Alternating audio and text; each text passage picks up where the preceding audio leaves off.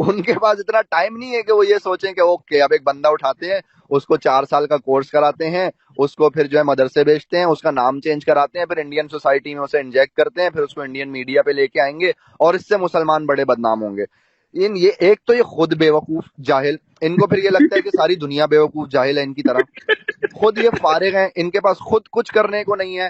اور دوسری بات یہ ہے کہ یہودی سازش کس چیز سے کرتا ہے؟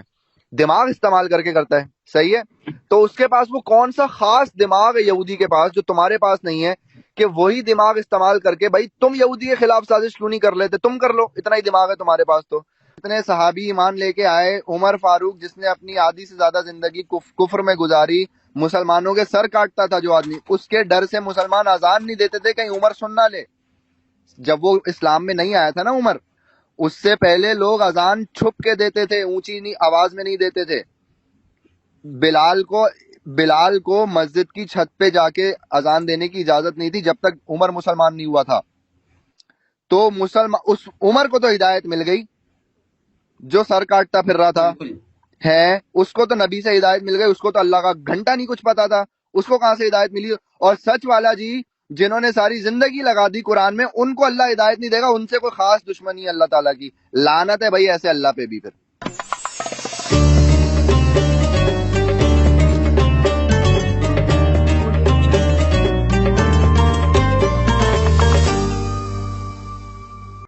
ایک صاحب ہیں سچ والا کر کے، ان کا یہ کلیم ہے کہ وہ مسلمان ہیں، تھے، انہوں نے قرآن حفظ کیا، انہوں نے عالمیت کا کورس کیا، انہوں نے امامت بھی کری، اور اس کے بعد ان کو اسلام میں بہت ساری خرابیاں نظر آئی اور جس کی وجہ سے انہوں نے اسلام چھوڑ دیا۔ پہلی بات تو یہ کہ یہ وہ غلط فہمی کے شکار ہیں کہ مسلمان گھر میں پیدا ہونے کی وجہ سے، یا صرف قرآن حفظ کرنے کی وجہ سے، یا صرف مدرسہ جانے کی وجہ سے، یا امامت کرنے کی وجہ سے وہ ایمان والے تھے، ہدایت یافتہ تھے۔ یہ ان کی غلط فہمی ہے۔ یہاں پہ روک دیے گا۔ اچھا بھائی، آپ سب نے سنا، ان کا کہنا یہ ہے کہ اس کو کہتے ہیں انگریزی میں، جب آپ فلسفی پڑھیں گے، لاجک پڑھیں گے، تو اس میں آپ کو کچھ لاجیکل فیلسیز کے بارے میں پڑھایا جاتا ہے۔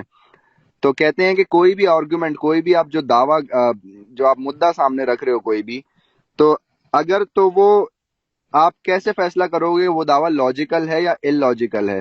وہ کچھ فیلسیز کی بنیاد پہ رکھا جاتا ہے کہ یہ کچھ لاجیکل فیلسیز ہیں، اگر تو یہ آرگومنٹ، یہ فیلسیز نہیں ہے اس میں، اس آرگومنٹ، تو یہ آرگومنٹ ٹھیک ہے، اور اگر اس آرگومنٹ میں اس میں سے کوئی بھی لاجیکل فیلسی ہے تو پھر یہ آرگومنٹ غلط ہے۔ تو انہوں نے یہاں پہ کیا ہے سچ والا جی کو اسٹرا مین۔ پہلے 10 سیکنڈ میں اپنی ویڈیو میں انہوں نے سٹارٹ میں کہا سچ والا جی ایک آدمی ہے جو آگے یہ بولیں گے، ابھی تو نہیں کہا انہوں نے، خیر یہ آگے بولیں گے، ہاں، کہ سچ والا جی ایک آدمی ہے کہ جن کا ایک سمجھنا ہے کہ انہوں نے قرآن پڑھا، حفظ کیا، عالم بنے، لیکن اصل میں انہیں ہدایت نہیں ملی، جس سے اب انہی کی اپنی بات سے ثابت یہ ہوتا ہے کہ آپ چاہے جتنی نمازیں پڑھ لیں، آپ چاہے جتنے روزے رکھ لیں، آپ چاہے جتنا مدرسہ چلے جائیں، جتنا دین کا علم حاصل کر لیں، ہدایت پھر بھی نہیں ملنی۔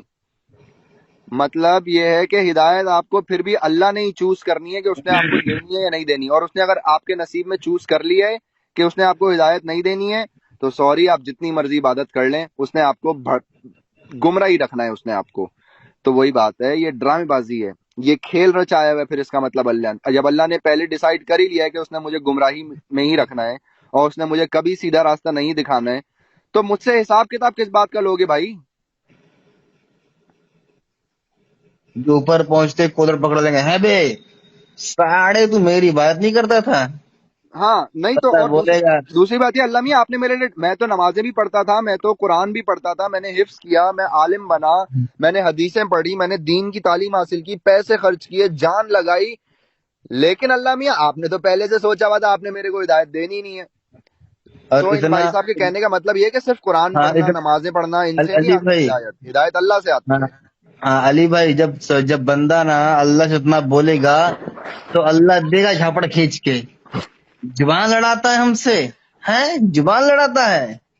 ارے ہم کچھ بھی کریں، چل بھیا اٹھا گھسیٹ لے جا جنت جہنم میں پھینک اس کو.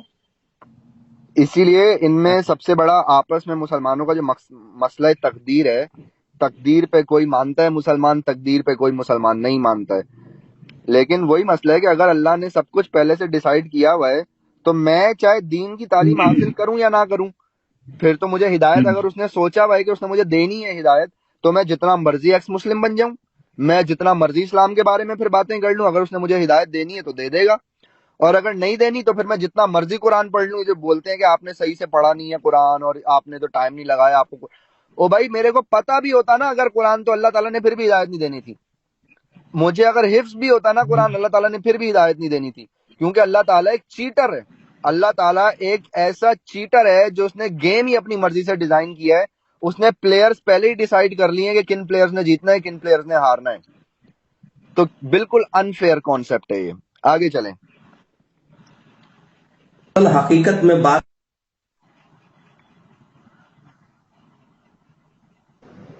یہ ہے کہ ان کو ہدایت ملی ہی نہیں کبھی.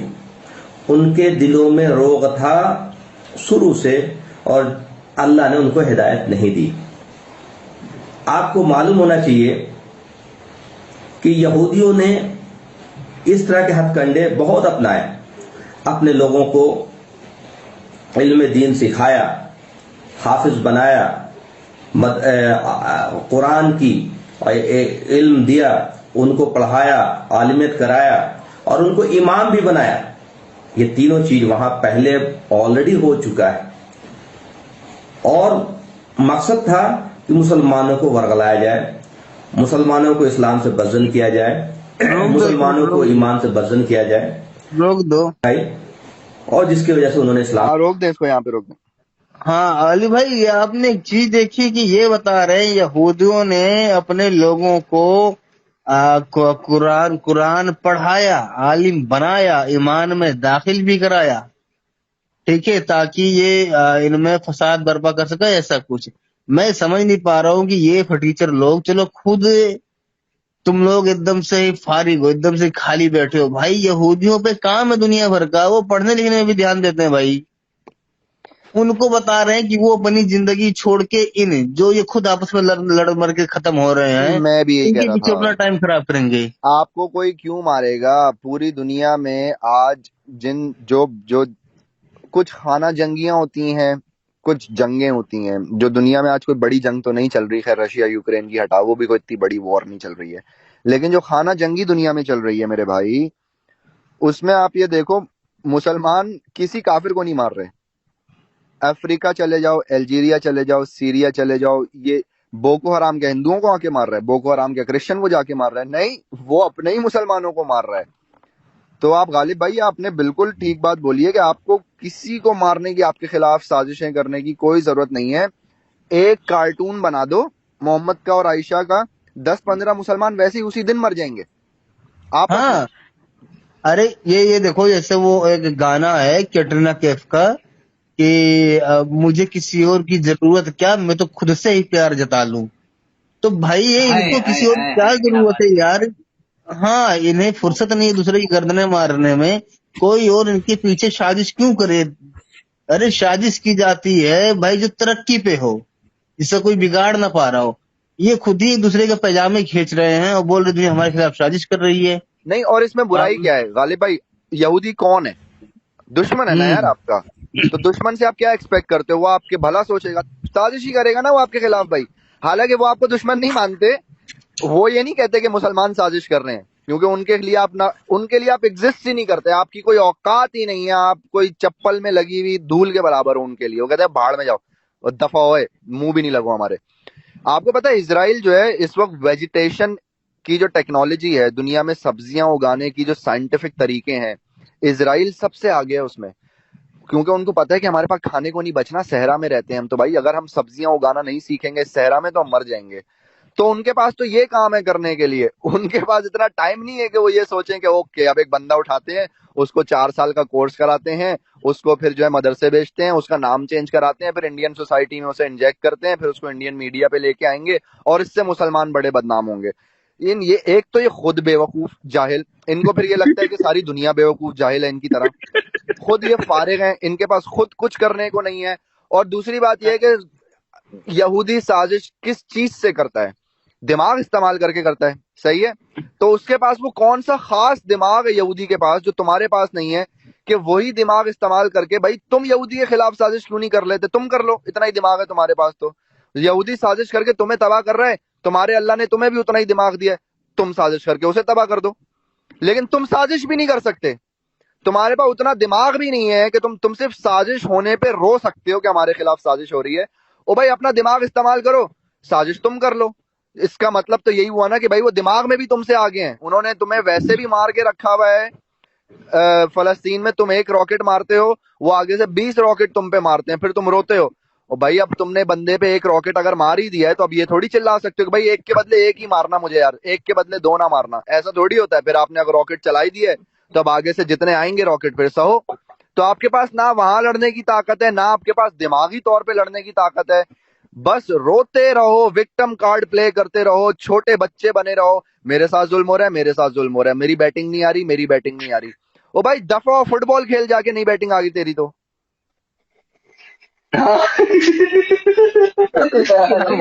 علی بھائی یار دیکھو ان کی یہی بس کارکتیں ہیں نا کہ یار دنیا ان کے ادھر دھیان بھی نہ دینا تو بھی دوسرے کو پھیلتے رہیں گے اور پھر بھی بولتے رہیں گے کہ ہاں ہمارے ساتھ سازش کر رہا ہے. بیچارے کو پتا بھی نہیں یہ لوگ ہیں کون، کہاں کے ہیں، کیوں ہیں، کیوں کوئی سازش کرے گا. لیکن نہ، ہم نے بھائی ایک نئے پاکستان میں آپ نے ہاں نفرت، اگر آپ نے پاکستان میں کمپٹیشن کرنا ہے نا، کوئی بزنس کمپٹیشن کرنا ہے، میں آپ کو بتاؤں یہ چیز کتنی اندر ہماری جڑوں میں، ہماری سوسائٹی میں بیٹھ چکی ہے کہ آپ صرف یہ لگا دو کہ دکان مسلمان کی ہے، اس سے کوئی دودھ نہیں خریدے گا.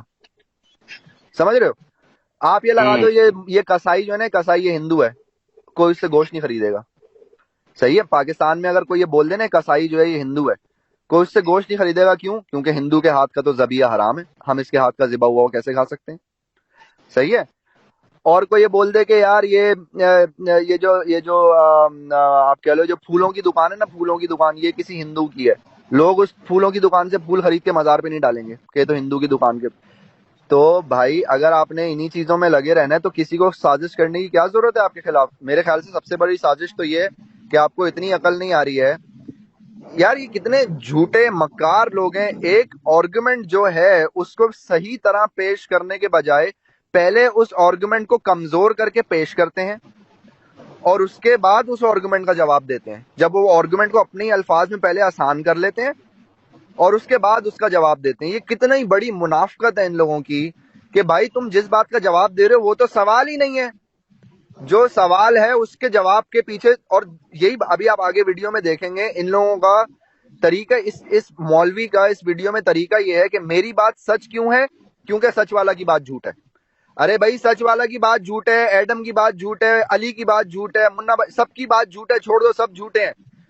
تمہیں اپنے سچے ہونے کا ثبوت پھر بھی الگ سے دینا پڑے گا. کسی کے جھوٹے ہونے سے آپ سچے ثابت نہیں ہوتے، اپنی سچائی کا ثبوت پھر بھی آپ کو دینا پڑتا ہے. کوئی جھوٹا ہے یا نہیں ہے؟